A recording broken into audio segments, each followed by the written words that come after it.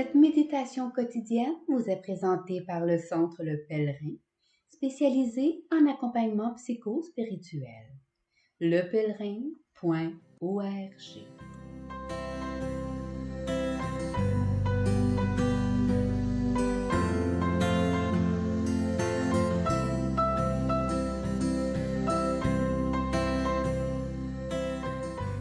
Veuillez noter que les méditations cesseront le dimanche 25 juin pour la période des vacances et recommenceront en septembre prochain. Toute notre gratitude d'avoir marché avec nous et demeurons en union de prière. Évangile du lundi 12 juin. En ce temps-là, voyant les foules, Jésus gravit la montagne. Il s'assit et ses disciples s'approchèrent de lui. Alors, ouvrant la bouche, il les enseignait. Il disait : « Heureux les pauvres de cœur, car le royaume des cieux est à eux. Heureux ceux qui pleurent, car ils seront consolés. Heureux les doux, car ils recevront la terre en héritage. Heureux ceux qui ont faim et soif de la justice, car ils seront rassasiés. Heureux les miséricordieux, car ils obtiendront miséricorde. Heureux les cœurs purs, car ils verront Dieu. Heureux les artisans de paix, car ils seront appelés fils de Dieu. Heureux ceux qui sont persécutés pour la justice, car le royaume des cieux est à eux. Heureux êtes-vous si l'on vous insulte, si l'on vous persécute et si l'on dit faussement toutes sortes de mal contre vous à cause de moi. Réjouissez-vous, soyez dans l'allégresse, car votre récompense est grande dans les cieux. C'est ainsi qu'on a persécuté les prophètes qui vous ont précédés.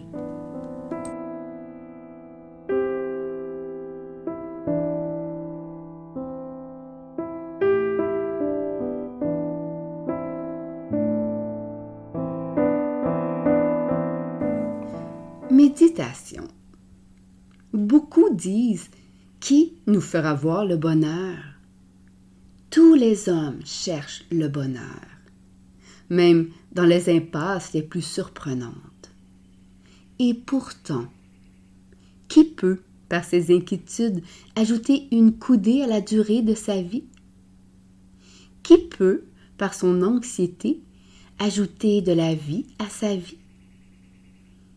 Le Fils de Dieu est venu sur terre pour nous acclimater au royaume céleste, pour nous rendre sensibles au style du Père, à sa manière de faire. Doucement, avec tendresse, l'Esprit nous conduit vers cette paix qui ne vient pas du monde. Il caresse nos soucis qui se hérissent pour nous assouplir à son amour. Face aux pauvres, aux persécutés, le Christ félicite ceux qui se mettent en route vers son royaume. Le terme « heureux » n'enlise pas les hommes dans le malheur, dans les pleurs.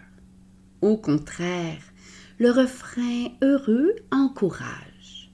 Il chante un parcours vers la réussite de notre vie en Dieu. Le mot grec qu'on traduit par « heureux », André Chouraki le rendait en français par « en marche », afin d'expurger nos Bibles du paresseux confort des dieux grecs.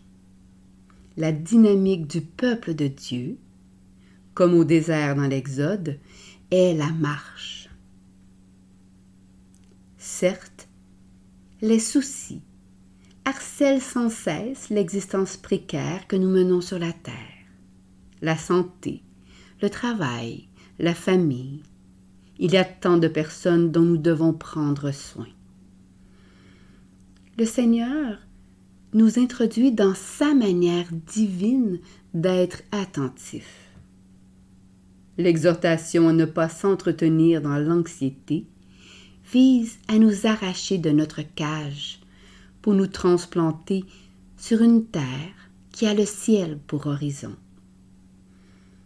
Il ne s'agit pas de faire comme si nous n'avions pas de besoin, mais d'être suffisamment libres pour s'en remettre à Dieu pour tout ce qui relève de notre vie. Il ne s'agit nullement d'un lâcher-prise qui se moque de la vie, mais d'une confiance active et joyeuse qui connaît le Père que nous avons au ciel.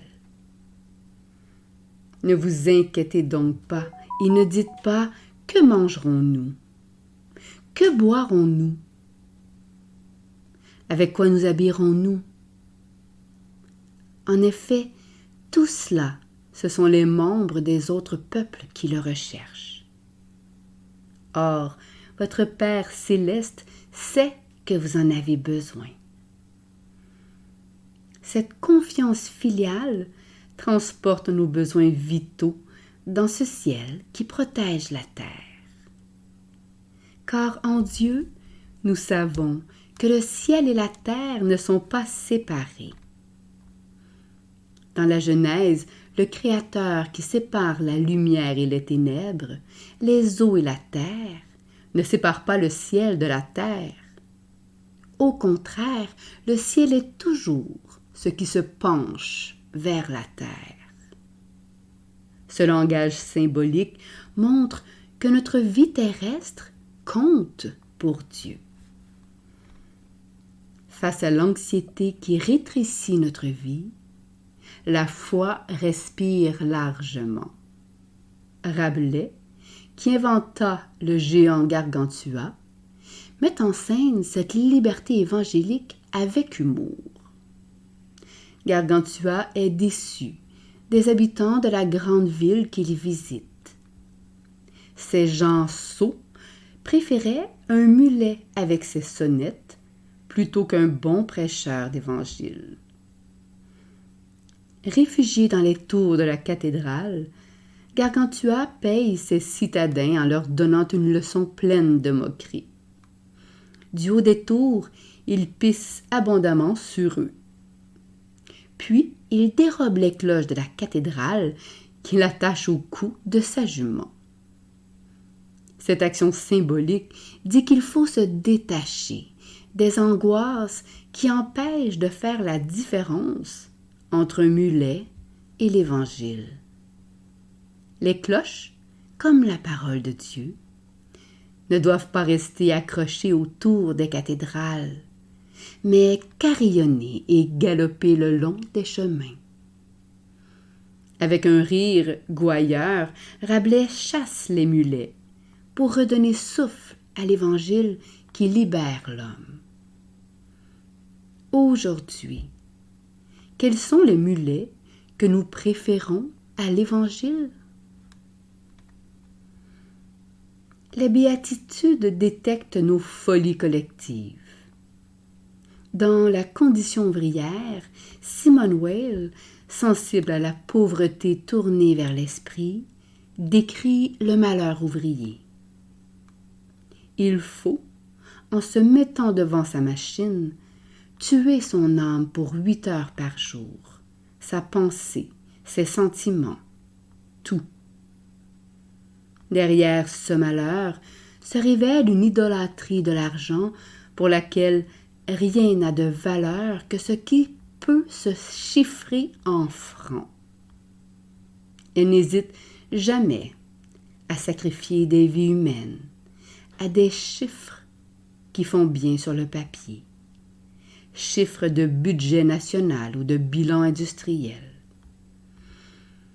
Nous nous laissons également hypnotiser par les chiffres. L'argent est une fiction sociale qui permet, lorsque l'attachement n'est pas converti, de prêcher comme un mulet.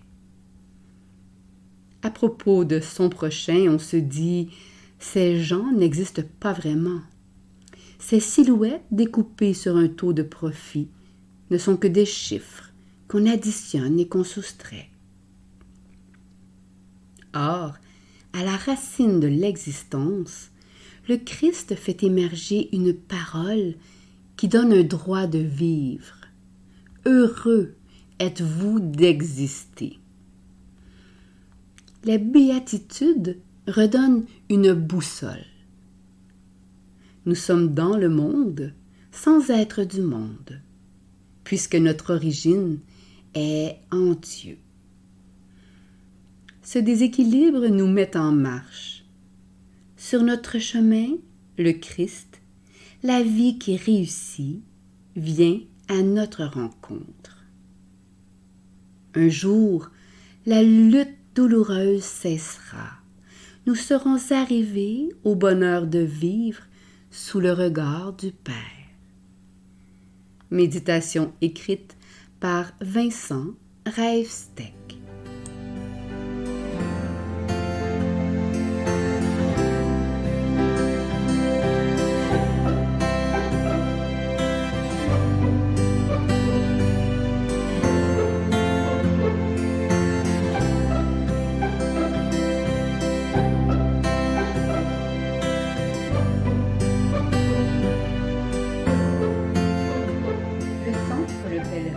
Est fier d'offrir depuis plus de 20 ans un service d'accompagnement ainsi qu'un certificat universitaire en accompagnement spirituel.